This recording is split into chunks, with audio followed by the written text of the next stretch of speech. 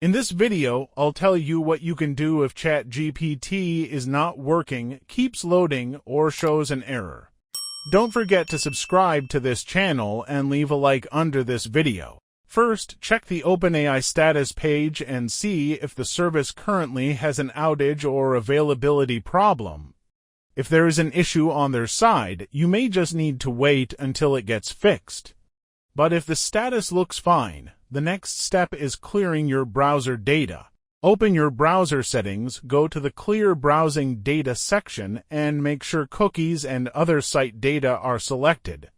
Set the time range to all time and clear the data. After that, open ChatGPT again and check if it loads properly. If the problem is still there, disable your browser extensions because one extension can sometimes block scripts or break websites. Turn them off and test ChatGPT again. If you are using a VPN, disconnect it as well because VPN connections can sometimes cause login or loading problems.